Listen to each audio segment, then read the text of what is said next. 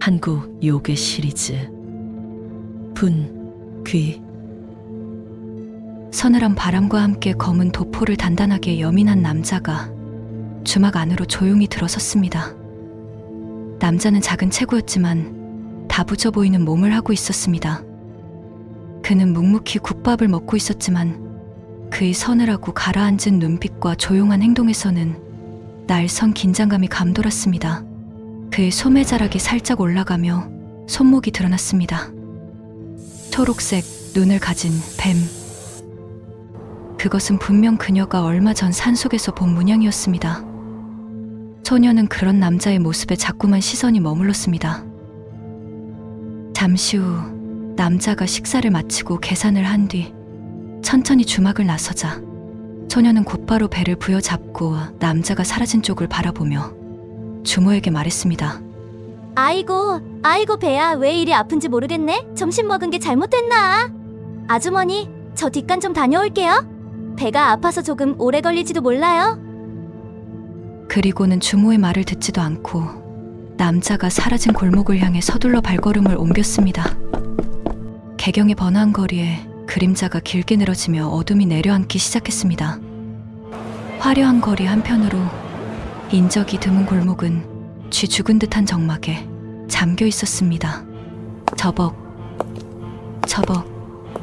그 고요한 적막을 깨고 검은 도포자락을 날리며 한 남자가 좁은 골목길을 스치듯 걷고 있었습니다. 작은 체구에서 풍기는 서늘한 기운과 함께 그의 모습은 달빛조차 닿지 않는 어둠 속으로 스며들었습니다. 잠시 후 남자가 지나간 골목길에 한 소녀가 조심스레 모습을 드러냈습니다. 달빛에 은은히 비치는 긴 머리와 회색 한복을 입은 소녀는 남자가 지나간 골목길을 향해 발걸음을 재촉했습니다. 음산한 그림자가 드리운 좁고 복잡한 미로 같은 골목길을 한참을 돌던 검은 도포의 남자가 문득 발걸음을 멈추었습니다. 그리고 날카로운 눈빛으로 고개를 돌려 자신이 걸어온 골목길을 매섭게 노려보았습니다. 남자의 뒤를 쫓던 소녀는 심장이 덜컥 내려앉았습니다. 소녀는 재빨리 벽 뒤로 몸을 숨겨 남자의 날카로운 시선을 피했습니다. 골목을 바라보던 남자는 이내 시선을 거두고는 다시 어두운 골목길로 모습을 감추었습니다. 소녀는 안도의 한숨을 내쉬고는 곧바로 남자를 따라 나섰습니다. 그로부터 얼마 뒤 남자는 골목길 끝에 있는 허름하고 낡은 기와집 앞에서 걸음을 멈췄습니다. 주변을 다시 한번 살핀 남자는 이내 낡은 문을 열고 집 안으로 들어갔습니다. 오래된 습기로 얼룩진 담벼락과 흙먼지, 짓눌린 잡초들은 이곳이 오랫동안 사람의 손길이 닿지 않았음을 말해주고 있었습니다. 소녀는 조심스레 집 앞으로 다가가 안을 살펴보았습니다. 깊은 적막이 감도는 집 안에서는 아무런 인기척도 들리지 않았습니다. 이윽고 집안 깊숙한 곳에서 희미한 불빛이 새어나오기 시작했습니다.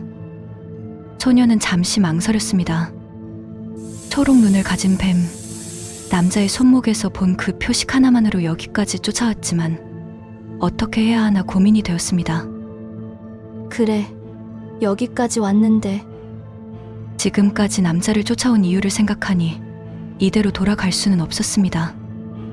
소녀는 마음을 다잡고 결심한 듯 중얼거렸습니다. 당당히 물어보면 되지. 소녀는 깊게 숨을 들이마시고는 멀쩡한 문을 지나 당당히 담을 오르기 시작했습니다. 툭! 담을 4분이 넘은 소녀는 달빛 아래 주변을 살폈습니다. 허리까지 자란 잡초들 사이로 깨어진 장독과 낡은 살림살이들이 여기저기 널브러져 있었고 달빛은 그것들을 차갑게 비추며 을씨년스러운 분위기를 자아냈습니다. 그리고 남자가 들어간 걸로 보이는 나무 문은 다행히도 완전히 닫히지 않은 채 어둠 속에서 희미하게 벌어진 틈을 보이고 있었습니다. 달빛이 스며드는 고요 속에서 소녀는 마치 숨바꼭질을 하듯 조심스레 문틈으로 다가가 안을 살펴보았습니다. 어두운 실내는 아무런 기척도 느껴지지 않았습니다. 삐거덕.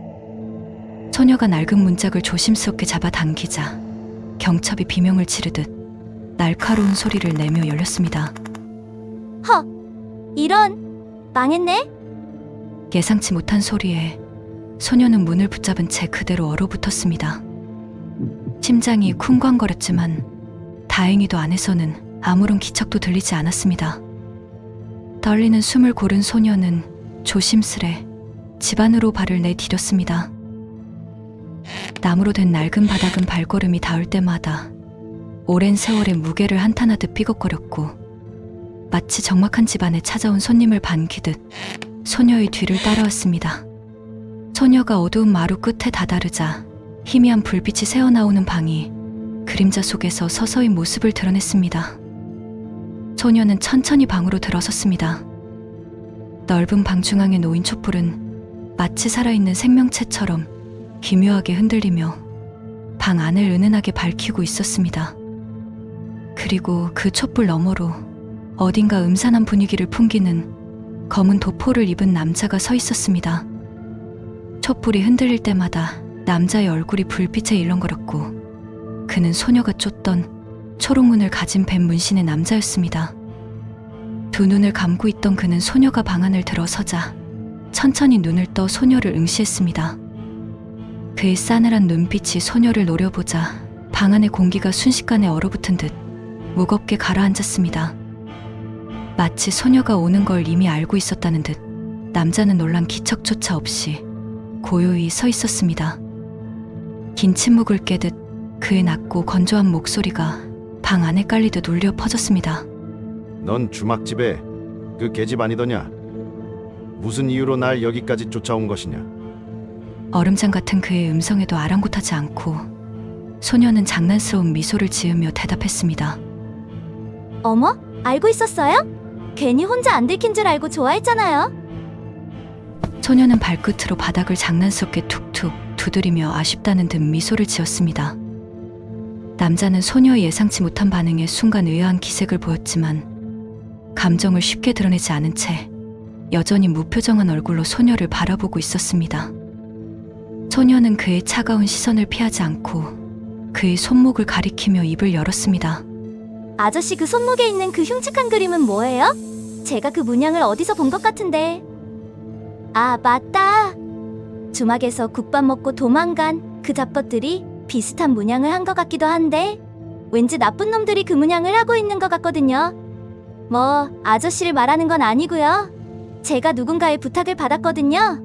그래서 문양에 대해서 꼭 알아야 하는데 알려주실 거죠?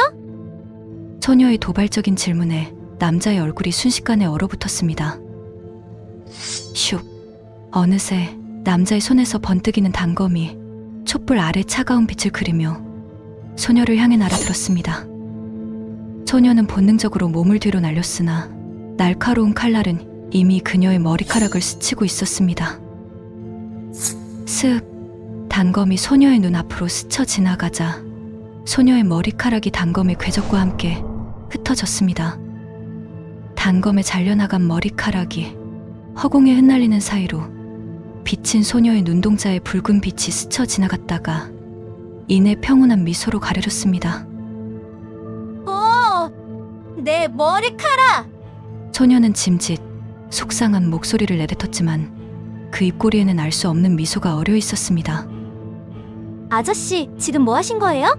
어떻게 그런 무서운 걸 연약한 저한테 막 휘두르시다니? 어쩜 그렇게 매정하실 수가 있으세요? 게다가 내 소중한 머리카락까지 건드리다니? 장난스럽기까지 한 소녀의 푸념이 흘러나오자 남자의 당황한 얼굴이 순간 스쳐 지났지만 이내 침착함을 되찾았습니다. 그러나 방 안을 가득 메운 긴장감은 더욱더 짙어졌습니다. 어떻게 내 공격을 피한 거지? 남자의 목소리에는 믿을 수 없다는 듯한 당혹감이 배어났습니다. 남자는 단검을 고쳐지며 다시 입을 열었습니다. 넌 누구냐? 대체 어찌 이런 움직임을? 소녀는 남자의 말에 신경도 쓰지 않고 여전히 허공에 흩어지는 머리카락을 손으로 쓸어 담으며 아쉬운 표정을 지었습니다.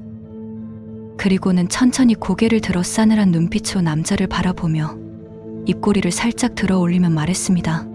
좋아요? 이제부터 나도 진지하게 상대해 드릴게요. 소녀의 목소리가 방 안을 울려 퍼지자 마치 서리빨 같은 한기가 방 안을 감돌았습니다.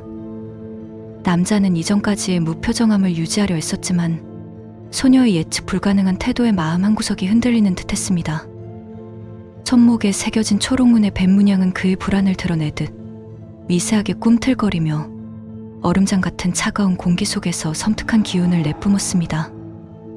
순간 소녀의 손톱이 촛불에 비친 칼날처럼 날카롭게 자라났고 얼굴은 하얀 분을 바른 듯 하얗게 변해갔습니다.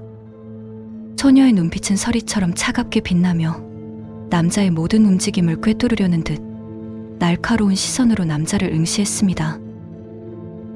소녀의 내면에 잠들어 있던 분기가 마침내 깨어난 것입니다. 한국 요괴 시리즈 분기 다음 편에서 만나요. 여러분들 글 더보기에 링크를 클릭하시면 젠스파 1개월 무료 이용권 사용하실 수 있습니다.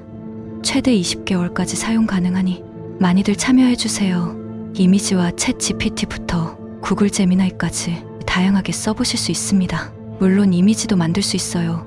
추가 결제 해지 없이 회원만 가입하면 되니 한번 써보세요. 그리고 구독과 좋아요 부탁드려요. 여러분들의 구독과 좋아요는 저에게 큰 힘이 된답니다. 여기까지 봐주신 분들 고마워요. 코롬 안녕.